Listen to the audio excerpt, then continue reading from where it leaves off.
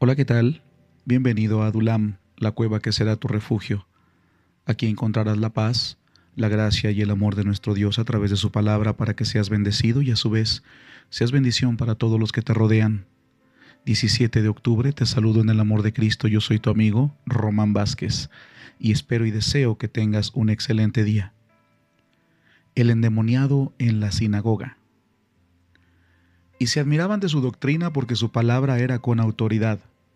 Estaba en la sinagoga un hombre que tenía un espíritu de demonio inmundo, el cual exclamó a gran voz, diciendo: Déjanos, ¿qué tienes con nosotros, Jesús Nazareno? ¿Has venido a destruirnos? Yo te conozco quién eres, el Santo de Dios. Y Jesús le reprendió diciendo: Cállate y sal de él. Entonces el demonio, derribándole en medio de ellos, salió de él y no le hizo daño alguno.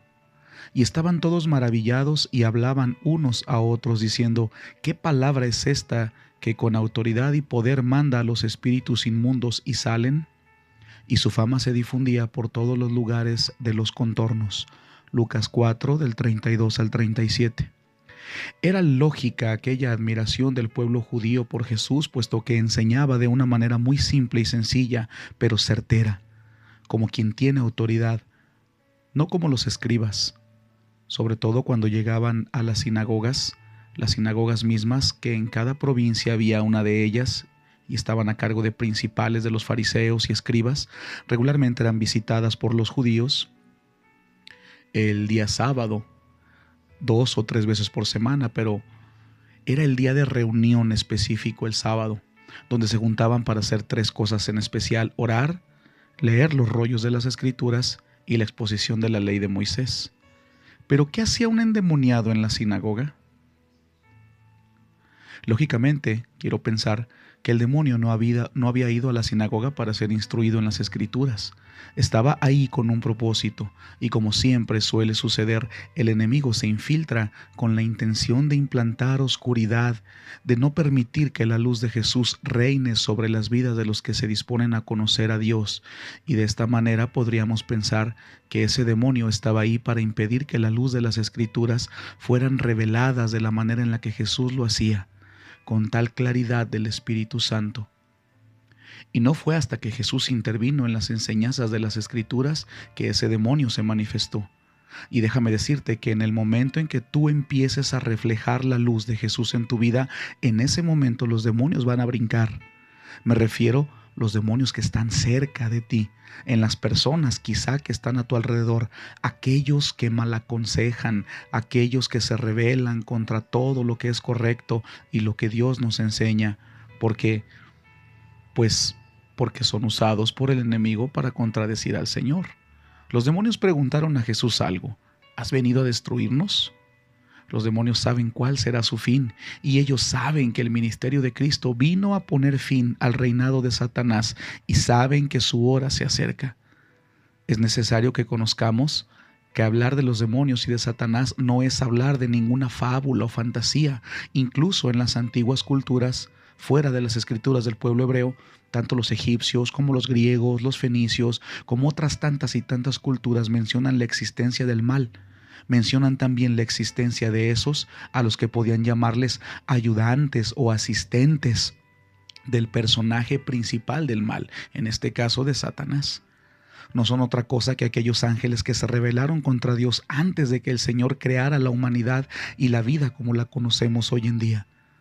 Una tercera parte de ellos, de los ángeles del cielo, fueron persuadidos, engañados por la voz de Satanás, que en ese entonces tenía el nombre de Lucifer, y fueron enviados al exilio después de su rebelión, para convertirse en emisarios del pecado, en ladrones de paz, en destructores.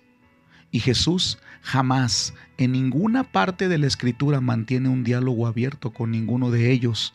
A lo mucho les pregunta su nombre, les pregunta quiénes son, o les ordena que se callen, como en este caso, y simplemente los echa fuera con poder y autoridad. Hay algo sumamente interesante, y es que Jesús les ordenó que se callaran, que no siguieran mencionando los atributos y cualidades del Hijo de Dios, y creo que tiene que ver, por ejemplo, número 1, con el hecho de que la verdad de Cristo no necesita ser testificada por algo tan sucio o impuro como un demonio. Número 2, porque quizá habían la gente poder vinculado a Jesús que trabajaba en conjunto con estos demonios, sembrando así la duda en la gente. Por eso se suscitó lo que pasó en la palabra de Dios cuando lo arroja en el Evangelio de Marcos 3:22, que dice: pero los escribas que habían venido de Jerusalén decían que tenía Belcebú y que por el príncipe de los demonios echaba fuera a los demonios. O quizá número 3, porque aún no era el momento de que Jesús fuese proclamado el Mesías. Para los escribas y fariseos que estaban ahí y para el resto del pueblo judío era incomprensible darse cuenta que las palabras de Jesús tuvieran tal poder, tanto al leer las Escrituras como la enseñanza que transmitía y sobre todo el poder sobre la fuerza demoníaca para ser expulsado, en este caso, de este lugar donde se supone que ellos se congregaban para leer las Escrituras y hablar de la ley de Moisés. Incluso en esos lugares era donde se instruían a los pequeños.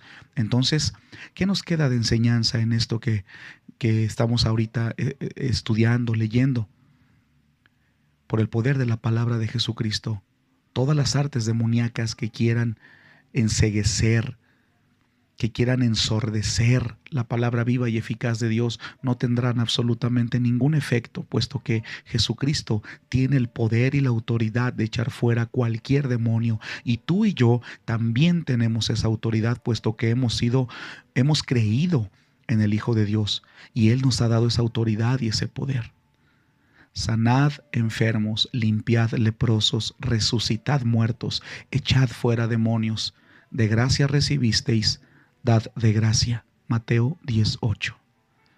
Bendito Dios y Padre bueno, te damos gracias en este día por la autoridad que nos has concedido, por el poder de tu palabra dado a nosotros, para que también con la misma autoridad tuya podamos dar de gracia lo que tú nos has dado gratuitamente, que es la libertad de la enfermedad, del pecado y de la opresión de Satanás. Gracias, mi Señor, en el nombre de Cristo Jesús. Amén y amén. Que el Señor te bendiga.